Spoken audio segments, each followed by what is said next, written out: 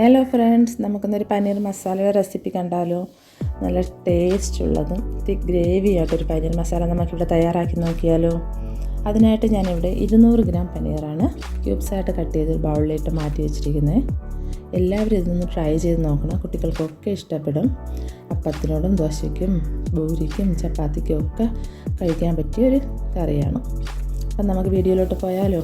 അതിനായിട്ട് ഞാനിതിൻ്റെ മസാല തയ്യാറാക്കാൻ മിക്സിയിലെ ജാറിലോട്ട് 2 വലിയ തക്കാളി കട്ട് ചെയ്ത് ഇട്ടിട്ടുണ്ട്. അതിലോട്ട് 1 ടീസ്പൂൺ മുളക് പൊടി, 1 ടീസ്പൂൺ മല്ലിപ്പൊടി, 1/2 ടീസ്പൂൺ മഞ്ഞൾപ്പൊടി, 1/2 ടീസ്പൂൺ ജീരകപ്പൊടി, 1/2 ടീസ്പൂൺ ഗരം മസാല, പിന്നെ 3 പിരിയൻ മുളക് കാശ്മീരി ചില്ലി കുതിർത്തിട്ട് അതിലോട്ട് ചേർത്ത് കൊടുക്കുന്നുണ്ട്. 1 ടേബിൾ സ്പൂൺ കാഷ്യൂനട്ടും വെള്ളത്തിലിട്ട് കുതിർത്ത് അതിലോട്ട് ചേർത്തിട്ടുണ്ട്. പിന്നെ 1 ടേബിൾ സ്പൂൺ തൈര്. ഇതെല്ലാം കൂടെ മിക്സിയിലിട്ട് നല്ല പേസ്റ്റ് പരുവത്തിൽ നമുക്ക് അരച്ചെടുക്കാം. അതിനെ നമുക്ക് മാറ്റി വെച്ചതിന് ശേഷം ഒരു പാൻ അടുപ്പിൽ വെച്ചിട്ട് 1 ടേബിൾ സ്പൂൺ ബട്ടറാണ് ഇതിലോട്ട് ചേർത്ത് കൊടുക്കുന്നത്. അത് നന്നായിട്ടൊന്ന് മെൽറ്റായി വരുമ്പോഴത്തേക്ക് അതിലിട്ട് 1 ടീസ്പൂൺ മുളക് പൊടി ചേർത്ത് കൊടുക്കും.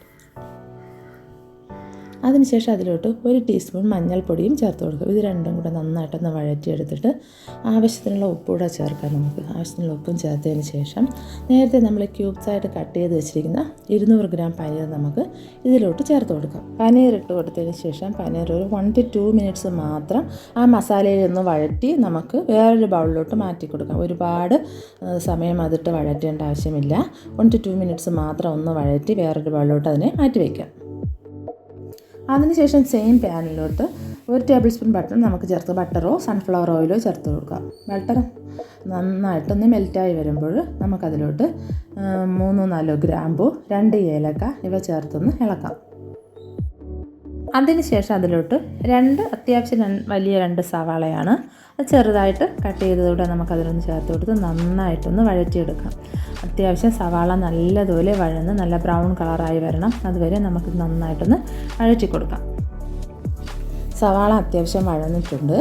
ഇനി ഇതിലോട്ട് 4 ചെറിയ അല്ലി വെളുത്തുള്ളി കുനുകുന അരിഞ്ഞ് എടുത്ത് വെച്ചിട്ടുണ്ട്. അതുകൂടി ഇതിലോട്ട് നമുക്ക് ചേർത്ത് നന്നായിട്ടൊന്ന് വഴറ്റി സവാള നല്ല ബ്രൗൺ കളറാവുന്നത് വരെ വഴറ്റിയെടുക്കാം. സവാള ഇപ്പോൾ നല്ല ബ്രൗൺ കളറായിട്ടുണ്ട്. അതിലോട്ട് നമ്മൾ നേരത്തെ അരച്ച് വെച്ചിരിക്കുന്ന പേസ്റ്റ് ചേർത്ത് കൊടുക്കാം.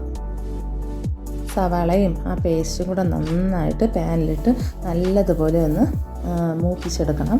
നല്ലതുപോലെ അതിൻ്റെ വെള്ളമെല്ലാം വറ്റി വന്നതിന് ശേഷം നമുക്കതിലോട്ട് മിക്സിയുടെ ജാറ് കഴുകി ആവശ്യത്തിനുള്ള വെള്ളം ചേർത്ത് കൊടുക്കുക. അത് അവരവരുടെ ആവശ്യത്തിനനുസരിച്ച് ചേർത്ത് കൊടുക്കാം. നല്ല കട്ടിക്കാണ് പനീറിൻ്റെ ഗ്രേവി വേണമെങ്കിൽ കുറച്ച് വെള്ളം ചേർത്താൽ മതി.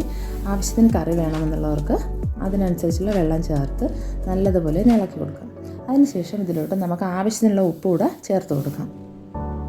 ഉപ്പ് ചേർത്ത് നല്ലതുപോലെ ഒന്ന് മിക്സ് ചെയ്തിട്ട് ഗ്രേവി ഒന്ന് തിളച്ച് വരുമ്പോഴത്തേക്ക് നമുക്കതിലോട്ട് നമ്മൾ നേരത്തെ മസാല പുരട്ടി വെച്ചിരിക്കുന്ന പനീർ അതിലോട്ട് ഇട്ട് കൊടുക്കാം. പനീറിട്ട് ഒന്ന് ഇളക്കിയതിന് ശേഷം ഒരു പാനിൻ്റെ മൂടി വെച്ചിട്ട് നമുക്ക് അതൊന്ന് അടച്ച് വെച്ച് നല്ലതുപോലെ ഒന്ന് തിളപ്പിച്ചെടുക്കാം. പനീർ മസാല നല്ലതുപോലെ തിളച്ച് നല്ല തിക്ക് ഗ്രേവി ആയിട്ട് വന്നിട്ടുണ്ട്. അപ്പോൾ ഇതിലോട്ട് മൂടി തുറന്നതിന് നമുക്ക് 1/2 ടേബിൾ സ്പൂൺ പഞ്ചസാര കൂടെ ചേർത്ത് കൊടുക്കണം. പഞ്ചസാര ചേർക്കുന്നത് എന്തിനാണെന്ന് വെച്ചാൽ ഇതിൻ്റെ എരിവും മസാലയും ഒന്ന് ബാലൻസായി കിട്ടുന്നതിന് വേണ്ടിയിട്ടാണ്.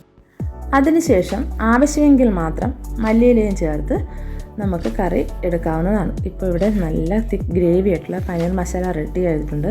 എല്ലാവരും ഇതൊന്ന് ട്രൈ ചെയ്ത് നോക്കണം, നല്ല ടേസ്റ്റാണ്. എൻ്റെ ചാനൽ ആദ്യമായി കാണുന്ന എല്ലാവരും എന്നെയും സപ്പോർട്ട് ചെയ്തേക്കണേ. എൻ്റെ വീഡിയോ ഷെയർ ചെയ്യണം, ലൈക്ക് ചെയ്യണം. അപ്പോൾ താങ്ക് യു.